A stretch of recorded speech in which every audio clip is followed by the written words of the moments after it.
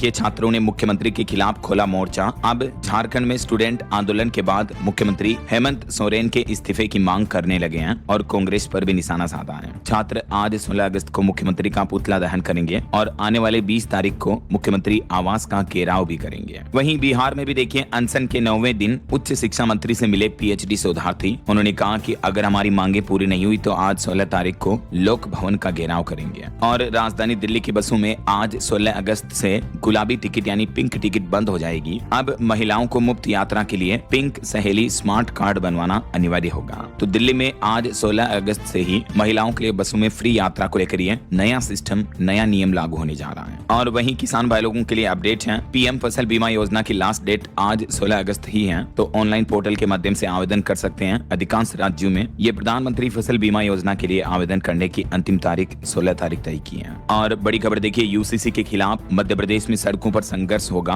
आज 16 अगस्त से मुस्लिम महिलाएं मैदान में उतरेगी और मध्य प्रदेश में all India Muslim personal law board भी एमपी सरकार द्वारा लाए जा रहे यूसीसी बिल का विरोध प्रदर्शन करेगा। यूसीसी के खिलाफ हर जिले में महिलाएं ज्ञापन देगी। तो ये तो आज के कुछ बड़े इवेंट रहेंगे। चलिए आगे बढ़ते खबरों में देखिए आप अगली खबर। अब गाँव में डायबिटीज का इलाज कराना आसान होगा। केंद्रीय मंत्री डॉक्टर जितेंद्र सिंह ने IIT मुंबई में बना डिजिटल पोर्टल लॉन्च किया है। ग्रामीण outreach program data entry portal का ये शुभारंभ किया गया है। तो ये एक तरह से केंद्र सरकार का मधुमेह के उपचार रोकथाम ट्रैकिंग के लिए ऑनलाइन पोर्टल है जो लॉन्च किया गया है। डिजिटल स्वास्थ्य पहल का ये एक हिस्सा है। इस पोर्टल के माध्यम से ग्रामीण क्षेत्रों में मधुमेह की जांच, शिक्षा और प्रबंधन यानी मैनेजमेंट पर जोर दिया जाएगा। गांव-गांव तक डायबिटीज के उपचार की सुविधा और तकनीक पहुंचाई जाएगी। तो बीते दिन स्वतंत्रता दिवस के मौके पर केंद्रीय मंत्री ने इसका शुभारंभ किया। और वहीं देखिए सरकार का प्लान है, देश में बुनकरों की आय बढ़ाने पर जोर दिया जाएगा। हर बुनकर को सालाना 5 लाख तक कमाने का लक्ष्य तय किया है सरकार की तरफ से। केंद्रीय कपड़ा मंत्री गिरिराज सिंह ने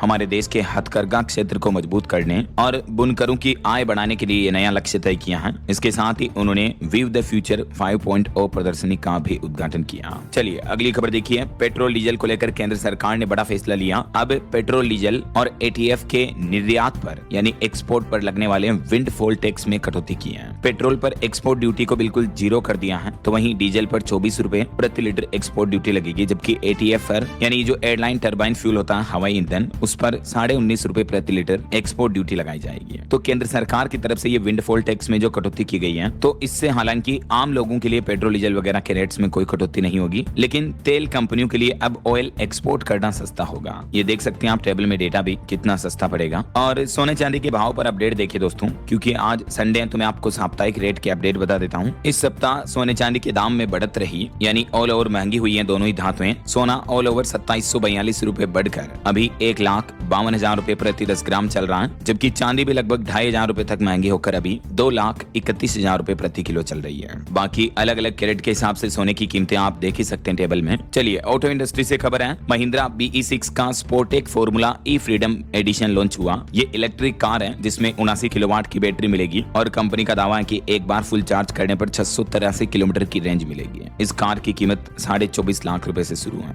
और अगली खबर देखिए दोस्तों, स्वतंत्रता दिवस के मौके पर बीते दिन तमिलनाडु के मुख्यमंत्री साउथ के एक्टर विजय थलापति ने बड़ा ऐलान किया है। उन्होंने कहा कि 15 सितंबर से तमिलनाडु सरकार नवजात बच्चों को जन्म पर सोने की अंगूठी देगी। बीते दिन तमिलनाडु के सीएम ने 80वें स्वतंत्रता दिवस के मौके पर चेन्नई में नवजात शिशुओं के लिए थाईमामन थंगा मोथिरम थिट्टम योजना की घोषणा की है। तो इस योजना के तहत 1 ग्राम सोने की अंगूठी दी जाएगी बच्चों को उनके जन्म पर। तो तमिलनाडु राज्य में अब आगे आने वाले सभी जन्म लेने वाले बच्चों को ये सोने की अंगूठी मिलेगी। तमिलनाडु के सीएम का कहना है कि 755 करोड़ रुपए की लागत से ये सोने की अंगूठी उपहार योजना शुरू की जाएगी 15 सितंबर को। इंडिपेंडेंस डे के मौके पर तमिलनाडु सीएम विजय की तरफ से ये घोषणा की गई है। अच्छा, वैसे स्वतंत्रता दिवस की बात हो ही रही है तो इस मौके पर दिल्ली के लाल किले से जुड़े कुछ अपडेट भी देखिए आप। 1 करोड़ युवाओं को मिलेगी AI की ट्रेनिंग। पीएम मोदी ने युवा पीढ़ी को सशक्त बनाने के लिए ये एक संकल्प भी लिया है। प्रधानमंत्री नरेंद्र मोदी ने लाल किले से इस बार युवाओं के लिए कई बड़ी घोषणाएं की हैं, जिसमें एक महत्वपूर्ण घोषणा ये रही कि देश के 1 करोड़ युवाओं को AI प्रशिक्षण, AI ट्रेनिंग दी जाएगी और प्रतियोगिता परीक्षाओं के लिए मुफ्त ऑनलाइन कोचिंग भी मिलेगी।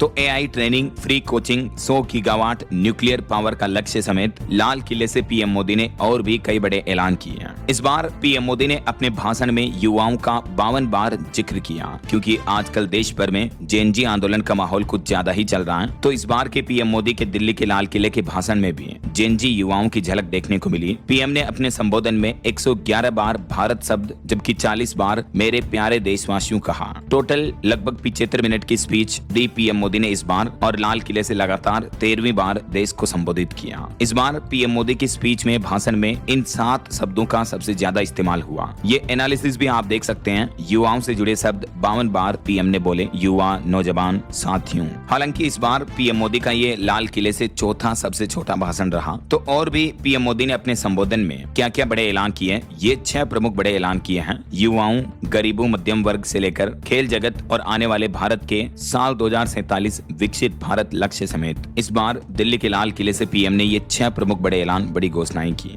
और स्वतंत्रता दिवस पर पीएम मोदी ने देशवासियों को एक बड़ा संदेश भी दिया। पीएम बोले कि पेट्रोल, खाद, दवाइयों से लेकर चिप्स तक दुनिया बना रही हथियार। ऐसे माहौल में आज हमारा देश भारत भी कई क्षेत्रों में आत्मनिर्भर भारत के रूप में उभर रहा है। और इस बार राष्ट्रपति भवन में एट होम समारोह का आयोजन भी रखा गया, जिसमें पीएम मोदी समेत कई हस्तियां पहुंची। वंदे मातरम और राष्ट्रगान से शुरुआत हुई इस समारोह की भी। ये तस्वीरें आप देख सकते हैं। पीएम मोदी राष्ट्रपति भवन में एट होम रिसेप्शन में पहुंचे। देश की राष्ट्रपति द्रौपदी मुर्मू ने ये इवेंट का आयोजन रखा, जिसमें तकरीबन 650 मेहमान शामिल हुए, जिसमें 100 तो वीवीआईपी हैं। Para cricketer Aamir Hussain loan भी खास मेहमान रहे हैं। तो स्वतंत्रता दिवस के बाद ये भोजन का कार्यक्रम आयोजित हुआ। और दोस्तों, इस बार के स्वतंत्रता दिवस की खास बात ये रही कि दिल्ली के लाल किले पर पहली बार राष्ट्रगान जन गण मन से पहले गाया गया राष्ट्रगीत वंदे मातरम। क्योंकि केंद्र सरकार वंदे मातरम राष्ट्रगीत को लेकर जो नया विधेयक ला चुकी है, तो अब हर एक इस तरह के इवेंट में राष्ट्रगीत पहले बजाया जाएगा, उसके बाद राष्ट्रगान गाया जाएगा। तो विपक्ष ने इस बदलाव का काफी विरोध भी किया। भाजपा ने यह भी आरोप लगाया कि सोनिया गांधी ने वंदे मातरम रोकने की कोशिश की है। तो वहीं राष्ट्रगीत के दौरान बात करते दिखी सोनिया गांधी। कांग्रेस बोली कि मल्लिकार्जुन खड़गे के लिए कुर्सी मांग रही थी। ये कांग्रेस नेताओं की तस्वीरें आप देख सकते हैं जब राष्ट्रगीत बज रहा था। और लाल किले पर ध्वजारोहण के दरमियान पीएम मोदी ने कहा कि दिमागी नक्सलियों को पहचाने, उन्हें अलग करें, ये समाज को भटका रहे हैं। महिलाओं के आरक्षण पर पार्टियां राजनीति न करें। पीएम मोदी बोले कि हम संसद में नारी शक्ति वंदन अधिनियम लाए थे, लेकिन किसी न किसी कारण से पिछले 40 साल में ये राजनीति का शिकार हो गया है। दिल्ली के लाल किले से पीएम मोदी ने और भी क्या प्रमुख ऐलान किए, ये हाइलाइट्स आप देख सकते हैं। युवाओं को लेकर अगले 1 साल में 1 करोड़ युवाओं को एआई स्किल ट्रेनिंग दी जाएगी। गरीब और मिडिल क्लास युवाओं को फ्री ऑनलाइन कोचिंग मिलेगी। स्पोर्ट्स टैलेंट हंट के तहत 5 से 15 साल के बच्चों को खेलों की ट्रेनिंग दी जाएगी। और अगले 7-8 सालों में हमारे देश में 5 से 8 नए सेमीकंडक्टर प्लांट भी जल्द ही शुरू होने वाले हैं। और अगले 1 दशक में देश में 5 नए न्यूक्लियर रिएक्टर भी शुरू किए जाएंगे, जिनसे ऊर्जा बिजली के क्षेत्र में देश और मजबूत होगा। वहीं इस बीच एक बड़ी रिपोर्ट तो ये सामने आ रही कि राहुल गांधी और मल्लिकार्जुन खड़गे लगातार दूसरे साल लाल किले के समारोह में नहीं पहुंचे, क्योंकि इस साल 2024 में उनको 5वीं लाइन में बिठाने पर जो विवाद हुआ था, तो उसके बाद ये नहीं आ रहे 25-26 में। तो भाजपा बोले कि राहुल की सोच दिमागी नक्सल जैसी है। वहीं दिल्ली के लाल किले पर तिरंगा फहराकर पीएम मोदी ने एक नया इतिहास भी रच दिया। पंडित जवाहरलाल नेहरू के बाद लगातार 13 बार देश को संबोधित करने वाले दूसरे प्रधानमंत्री बन चुके हैं। स्वतंत्रता दिवस के मौके पर पीएम ने यह नया रिकॉर्ड बनाया है। पीएम बोले कि मैन्युफैक्चरिंग से लेकर सॉफ्ट पावर तक देश के सामने पीएम ने सप्त धारा का विजन रखा, यानी आने वाले समय में देश को कैसे विकसित भारत की राह पर आगे बढ़ाया जाएगा, इसका पूरा रोड मैप पेश किया है पीएम मोदी ने। ये कुछ की पॉइंट्स आप देख सकते हैं कि मैन्युफैक्चरिंग आत्मनिर्भर भारत बनेगी पहली शक्ति सप्त धारा में। दूसरा, क्वालिटी क्वालिटी क्वालिटी बने मंत्र। तीसरा, कृषि और खाद्य उत्पादन बनेगी भारत की दूसरी शक्ति। टेक्नोलॉजी और इनोवेशन पर भी जोर दिया जाएगा। गति शक्ति से मजबूत होगी कनेक्टिविटी। रक्षा के क्षेत्र में, डिफेंस में भी आत्मनिर्भरता जरूरी है। वहीं ग्रीन और ब्लू इकोनॉमी में भी भविष्य में अवसर होंगे और भारत की सॉफ्ट पावर बनेगी 7वीं शक्ति। तो ये पीएम मोदी ने पूरा विजन रोड में पेश किया है। और एक ये वाकया देखिए, जब पीएम मोदी एक बच्ची से मिल रहे थे तो पीएम के पैर छूते समय बच्ची की टोपी सीट से नीचे गिर गई, तो पीएम मोदी ने जमीन से उठाकर बच्ची को टोपी पहनाई। और वहीं स्वतंत्रता दिवस पर सुरक्षा से जुड़े ये बड़े अपडेट भी देखिए। जम्मू कश्मीर के पुंछ जिले में आतंकी ठिकाना ध्वस्त हुआ। भारी मात्रा में हथियार और गोला बारूद बरामद हुए हैं। जम्मू के पुंछ जिले में सुरक्षा बलों को ये बड़ी सफलता मिली है। वहीं देखिए, 15 अगस्त पर तारबंदी पार करके भारत में घुसा एक पाकिस्तानी नागरिक, तो पेट्रोलिंग के दौरान बीएसएफ के जवानों ने दबोच लिया। अभी 6 दिन पहले भी श्रीगंगानगर में एक जासूस पकड़ा गया था और आतंकी कनेक्शन के मामले में कर्नाटक के बंगलुरु से भी एक युवक अरेस्ट हुआ। ये अफगानिस्तान में टीटीपी के संपर्क में था, भारत और पाकिस्तान में हमले की साजिश रच रहा था। वहीं देखिए पश्चिम बंगाल के कूच बिहार से भी 3 संदिग्ध आईएसआई के एजेंट गिरफ्तार हुए हैं। एसटीएफ ने एक बड़ा दावा किया कि ये भारतीय सिम कार्ड पाकिस्तान भेज रहे थे और नकली नोट भी बनाते थे। और इस बार दोस्तों पीएम मोदी ने बांधनी पैटर्न की लाल राजस्थानी पगड़ी पहनी। स्वतंत्रता दिवस पर कार्यक्रम में 13 साल में लाल किले पर हर बार पीएम मोदी का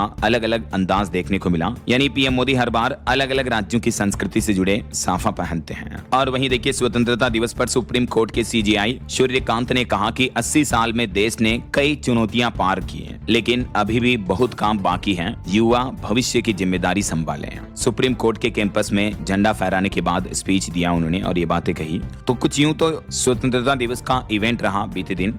चलिए आगे बढ़ते खबरों में देखिए आप अगली खबर। बार काउंसिल के अध्यक्ष ने अब लॉ स्टूडेंट से माफी मांगी। लेटर लिखकर कहा कि छात्रों को बात रखने की आजादी है। अभी एक दिन पहले सुप्रीम कोर्ट के सीजेआई सूर्यकांत ने उनको फटकारा था, तो अब आखिरकार उन्होंने माफी मांग ली है। वहीं लोकसभा सचिवालय से राहुल गांधी को नोटिस जारी हुआ। गृह मंत्री अमित शाह पर टिप्पणी को लेकर 28 अगस्त तक जवाब मांगा। बीजेपी ने स्पीकर से शिकायत की थी। राहुल गांधी ने अंधभक्त और इडियट इस तरह के गलत शब्दों का इस्तेमाल किया था, तो उसके बाद आपत्ति जताई गई।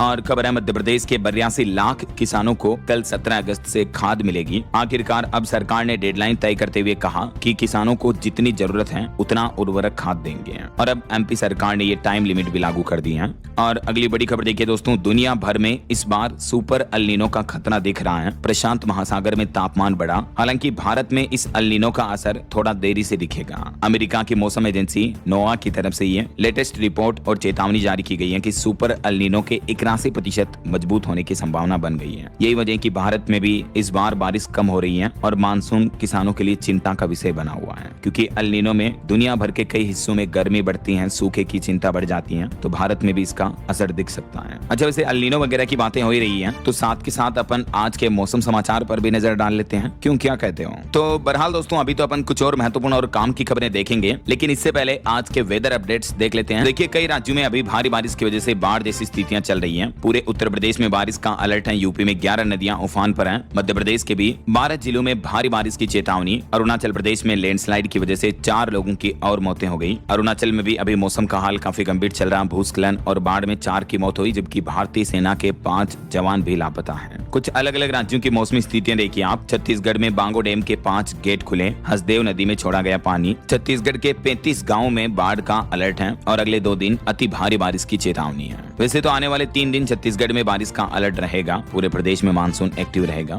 और पहाड़ी राज्य उत्तराखंड में देखिए ऑरेंज अलर्ट के बीच 2 जिलों में तेज बारिश देखने को मिली। चेतावनी लेवल के पार पहुंचा टिहरी डैम का पानी। और उत्तराखंड में अभी भी लैंडस्लाइड की वजह से 105 सड़कें बंद पड़ी हैं। अगले 3 दिन उत्तराखंड में मौसम कैसा रहेगा, आज 16, कल 17 और परसों 18 अगस्त को ये जानकारी आप देख सकते हैं। और दोस्तों अभी 2 दिन पहले जो उत्तराखंड के चमोली में टनल हादसा हुआ था, उसमें अब 8वें मजदूर का शव मिल चुका है, जबकि 2 मजदूर अब भी लापता हैं। 7 पंप लगाकर मशीनों से पानी निकाला जा रहा। दलदल रोककर रेस्क्यू टीम रेस्क्यू ऑपरेशन को आयोजित कर रही है। और ऐसे ही हिमाचल प्रदेश में भी देखिए कल और परसों 17-18 अगस्त को अति भारी बारिश का अलर्ट रहेगा। 21 अगस्त तक हिमाचल में बारिश से राहत मिलने के आसार नहीं है। और वैसे इस मानसूनी सीजन में अब तक 972 करोड़ की संपत्ति तबाह हो गई। हिमाचल में भारी नुकसान हुआ है। बाकी और भी आगे आने वाले 4 दिन हिमाचल प्रदेश में कहां-कहां ऑरेंज और येलो अलर्ट रहेगा बारिश का, ये डिटेल आप देख सकते हैं। और वहीं देखिए पंजाब में भी बारिश का अलर्ट। चंडीगढ़ में बादल छाए रहे। तापमान में 3 डिग्री तक की गिरावट देखने को मिली। कुछ डैम खतरे के निशान से नीचे पहुंचे हैं। और भी अगले 2 दिन 16-17 अगस्त को भी पंजाब के इन कुछ जिलों में बारिश की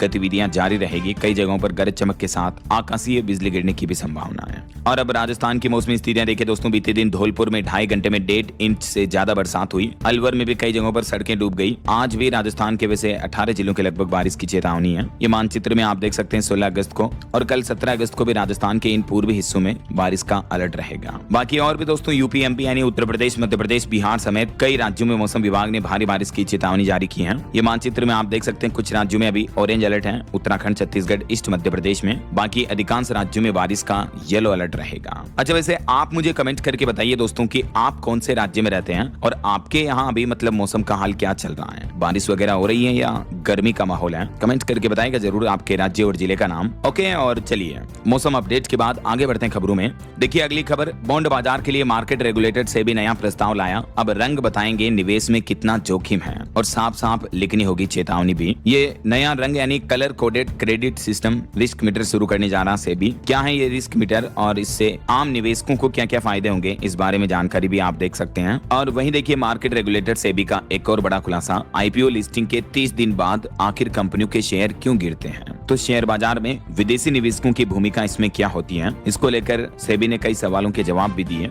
इसके पीछे एक मुख्य वजह यह है कि एक साल में आधे शेयर बेच देते हैं कई सारे बड़े निवेशक। यही वजह है कि कंपनियों की लिस्टिंग के बाद जो आईपीओ प्राइस होता है उसमें भारी करेक्शन, भारी गिरावट देखने को मिलती है। ऐसा चलिए अगली खबर देखिए, पंजाब चंडीगढ़ में सिख कैदियों की रिहाई के लिए हंगामा देखने को मिला। पुलिस ने ड्रोन से आंसू गैस के गोले दागे। बेंत सिंह की हत्या के दोषी को पैरोल देने की मांग को लेकर ये प्रदर्शनकारी पुलिस से भिड़ गए। वहीं खबर है, भारतीय सेना इंडियन आर्मी के लिए 1577 करोड़ रुपए के रक्षा सौदे हुए हैं, जिसमें लॉइटरिंग म्यूनिशन सिस्टम और कई हथियार भी खरीदे जाएंगे। रक्षा मंत्रालय की तरफ से ये बड़ी डील को मंजूरी दे दी गई है, तो इससे इंडियन आर्मी की ताकत बढ़ेगी। और देखिए केंद्रीय मंत्री जेपी नड्डा की कोरोनरी एंजियोग्राफी हुई। राहुल गांधी ने सोशल मीडिया पर लिखा कि स्वास्थ्य मंत्री जल्द स्वस्थ हों। और कॉकरोच जनता पार्टी के फाउंडर अभिजीत दीपके ने अब एक बड़ा ऐलान किया। वो बोले कि अब हम स्कूल ठीक करो अभियान शुरू करेंगे। जैसे शिक्षा मंत्री धर्मेंद्र प्रधान के इस्तीफे के लिए अभियान आंदोलन किया था, ठीक वैसे ही अभिजीत दीपके ने ऐलान किया है कि देश में स्कूलों की खस्ता हालत को सुधार करने के लिए जल्दी उन्होंने ये स्कूल ठीक करो अभियान शुरू करने की घोषणा की है, बीते दिन स्वतंत्रता दिवस के मौके पर। और झारखंड में भी जो अभी छात्र आंदोलन कर रहे हैं, तो उन्होंने मुख्यमंत्री हेमंत सोरेन के इस्तीफे की मांग की। छात्रों ने कांग्रेस से जामुमो सरकार से समर्थन वापस लेने को भी कहा है। चलिए अगला अपडेट देखिए, अब आप एक ही कार्ड से यूपी नोएडा समेत देश भर की किसी भी मेट्रो में सफर कर पाएंगे। एनसीएमसी सर्विस से व्हाट्सएप पर मिलेगा क्यूआर टिकट। जी हाँ, स्वतंत्रता दिवस के मौके पर नोएडा मेट्रो रेल कॉर्पोरेशन की तरफ से ये नई पहल, नई तकनीक सुविधा शुरू की गई है। और ऑटो इंडस्ट्री से एक और खबर देखिए, महिंद्रा की BE6 स्पोर्टेक इलेक्ट्रिक एसयूवी भी भारत में लॉन्च हुई। इस कार को लेकर कंपनी ने एक बड़ा दावा ये किया है कि ये बैटरी 0% होने पर भी 13 किलोमीटर तक चल सकती है और फुल चार्ज करने पर तो 683 किलोमीटर चलेगी। कीमत इसकी 11.5 लाख से शुरू है। वहीं खबर देखिए, एनएमसी यानी नेशनल मेडिकल कमीशन की तरफ से कुछ नए नियम तैयार किए गए हैं। अब एक यूनिक आईडी से पूरे देश में इलाज की अनुमति मिलेगी डॉक्टरों को।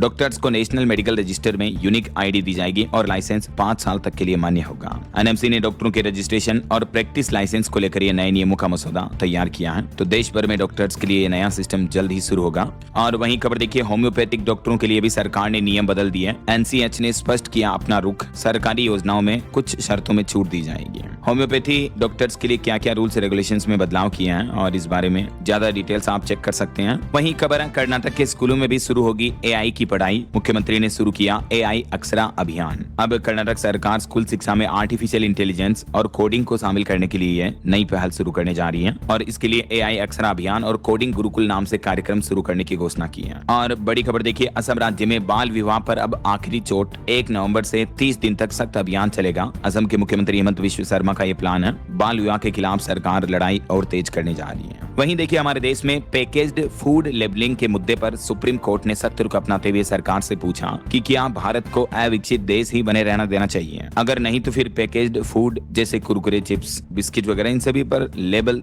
के नियम तय करें। ये सुप्रीम कोर्ट ने केंद्र सरकार को आदेश जारी किया। और वहीं खबर देखिए, अब एक ही लाइसेंस से चलेंगे परमाणु संयंत्र। संचालकों के लिए बीमा अनिवार्य होगा। केंद्र सरकार की तरफ से परमाणु संयंत्रों को लेकर भी नए नियमों का मसौदा जारी किया है। देख सकते हैं आप। और भी इस मसौदे से जुड़ी ये 5 बड़ी बातें हैं। जो nuclear reactor, nuclear power plant होंगे उनके लिए अब सरकार ने ये नई गाइडलाइंस जारी की है। चलिए कुछ बड़े हादसों और दुर्घटनाओं की खबरें देखिए दोस्तों। एक बड़ी सड़क दुर्घटना हो गई झारखंड के लातेहार में। भीषण सड़क हादसा हुआ। एक यात्री ऑटो कंटेनर के नीचे दब गया, जिसमें 7 लोगों की मौके पर ही मौत हो गई। वहीं उत्तर प्रदेश में भी ट्रैक्टर ट्रॉली पलटने से 4 मजदूरों की मौत हो गई। ये सभी बाराबंकी के रहने वाले थे। सुल्तानपुर हाईवे पर यह हादसा हुआ। और भूकंप पर बड़ी खबर देखिए, इंडोनेशिया में 7.7 के 17 घंटे बाद भूकंप का तीसरा और तीव्रता 6.5 की तीव्रता का झटका आया। अब तक इंडोनेशिया में भूकंप से 47 लोगों की मौतें हो चुकी हैं, कई इमारतें गिरी और भूकंप के बाद समुद्र का पानी भी पीछे हट गया है। कुछ और अंतर्राष्ट्रीय न्यूज अपडेट देखिए। ईरान जंग के बीच अब अमेरिका के राष्ट्रपति डोनाल्ड ट्रंप ने हॉर्मुज रूट पर बड़ा दावा करते हुए कहा कि हॉर्मुज को हम अमेरिकी इलाका घोषित करेंगे।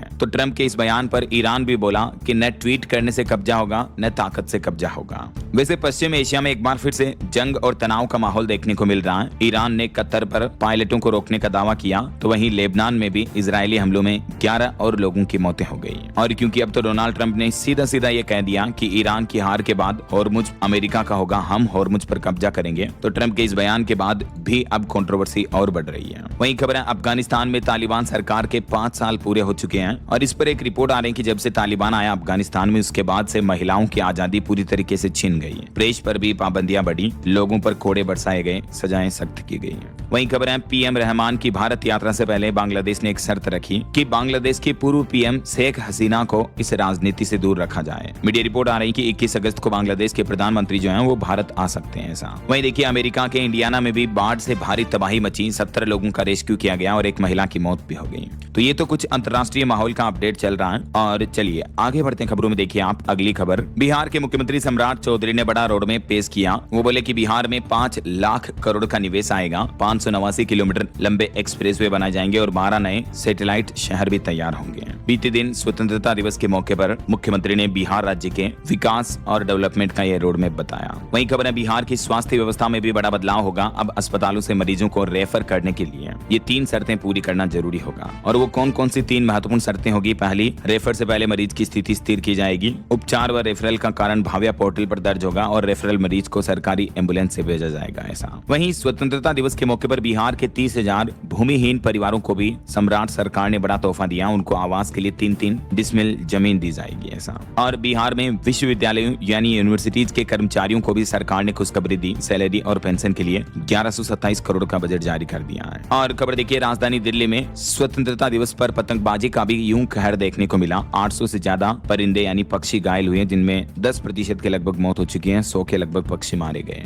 और दोस्तों खेल जगत से भी भारत के लिए बड़ी अच्छी खबर देखिए। स्वतंत्रता दिवस पर टीम इंडिया ने देश को तोहफा दिया। वेल्स को रौंदकर हॉकी वर्ल्ड कप में विजयी आगाज किया है। जी हाँ, जो हॉकी वर्ल्ड कप शुरू हुआ उसमें भारत की जीत के साथ शुरुआत हुई है। वेल्स को 3-1 से हराया। और क्रिकेट जगत में भी गोल्ड टेस्ट के पहले दिन भारत का स्कोर 288/2 रहा। चलिए अगली खबर है पंजाब के 3 जिलों में कल 17 तारीख को छुट्टी का ऐलान हुआ। बंद रहेंगे सभी स्कूल कॉलेज वगैरह, क्योंकि स्वतंत्रता दिवस की छुट्टी नहीं रखी गई है। तो इस वजह से अब कल 17 तारीख को छुट्टी रखी जाएगी। जालंधर, मोहाली और होशियारपुर इन जिलों में। और बड़ी खबर देखिए, अब ब्लड डोनेशन कैंप आयोजित करने पर भी लगेगा जीएसटी। गुजरात एएआर की तरफ से ये अजीबोगरीब आदेश दिया। मतलब ऐसे समाज कल्याण के कार्य पर कौन जीएसटी लगाता है यार। और खबर है झारखंड की राजधानी रांची में प्रदर्शनकारी छात्रों ने मुख्यमंत्री हेमंत सोरेन का इस्तीफा मांगते हुए अब बड़ा ऐलान किया कि आज सभी जिलों में राहुल गांधी का पुतला जलाएंगे। वहीं भारत की पहली बुलेट ट्रेन प्रोजेक्ट पर अपडेट आ रहा। मुंबई अहमदाबाद कॉरिडोर का पहला खंड अगले साल 2027 में शुरू हो जाएगा। सूरत और बिलीमोरा के बीच ये शुरू होगा। और यूपी के कुछ अपडेट देखिए। 80वें स्वतंत्रता दिवस पर मुख्यमंत्री योगी आदित्यनाथ ने भी ध्वजारोहण किया, देशवासियों को बधाई दी। वहीं यूपी में कौशल विकास को भी पंख लगे। योगी सरकार ने युवाओं के फीडबैक के लिए लॉन्च किया कौशल संपर्क QR कोड भी है। इस पहल के जरिए भी युवाओं को स्किल्ड ट्रेनिंग दी जाएगी। और इसके साथ ही उत्तर प्रदेश में भी युवाओं के लिए AI और टेक्नोलॉजी एजुकेशन को बढ़ावा देने के लिए भी ये MOU साइन हुई है। वहीं उत्तर प्रदेश की योगी सरकार शीघ्र ही नई यूथ पॉलिसी भी लेकर आएगी। विधान भवन प्रांगण से मुख्यमंत्री योगी आदित्यनाथ ने ये भी बड़ी घोषणा की है। युवाओं के लिए रोजगार के अवसर बढ़ेंगे इससे।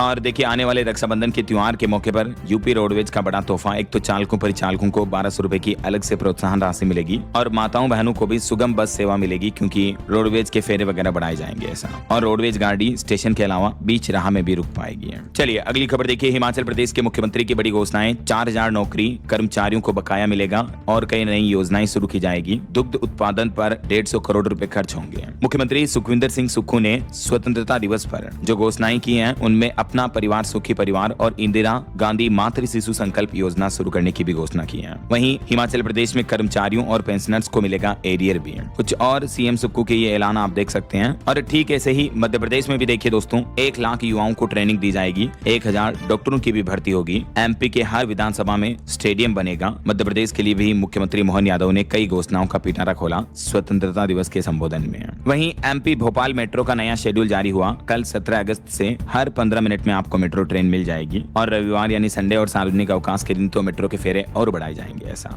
मध्य प्रदेश के मुख्यमंत्री द्वारा किए जा रहे ध्वजारोहण की तस्वीरें भी आप देख सकते हैं। एमपी में सीएम ने कहा कि हर साल 1 लाख युवाओं को नौकरी मिलेगी और एक अच्छी पहल है। मध्य प्रदेश में अब गर्भावस्था के 9 महीने और आसान होंगे, सुरक्षित होंगे माताओं बहनों के लिए। एमपी इंदौर में लॉन्च हुए गर्भ सहेली और गीता सखी 2 नए मोबाइल ऐप लॉन्च किए गए हैं। मनोविज्ञान विशेषज्ञ सेला राव ने ये लॉन्च किया है। महिलाओं के लिए एआई आधारित डिजिटल साथी होंगे ये ऐप। चलिए अगली खबर देखिए। छत्तीसगढ़ में अग्निवीर जवानों को पुलिस भर्ती में 10% आरक्षण मिलेगा। मुख्यमंत्री ने ऐलान किया कि 500 करोड़ का एआई मिशन भी मंजूर हो चुका है और कॉमनवेल्थ गेम्स में सिल्वर जीतने वाली ज्ञानेश्वरी डीएसपी बनेगी। छत्तीसगढ़ में भी स्वतंत्रता दिवस पर ये कुछ ऐलान किए गए और छत्तीसगढ़ में फर्जी जाति प्रमाण पत्र पर भी अब सरकार सख्त रुख अपनाने जा रही है। बिना स्टे वाले कर्मचारियों की बर्खास्तगी होगी। वहीं उत्तर प्रदेश के मुख्यमंत्री योगी आदित्यनाथ ने भी स्वतंत्रता दिवस पर युवाओं के लिए रोजगार के अवसर बढ़ाने के लिए यूथ ब्रिगेड स्कीम की घोषणा की है।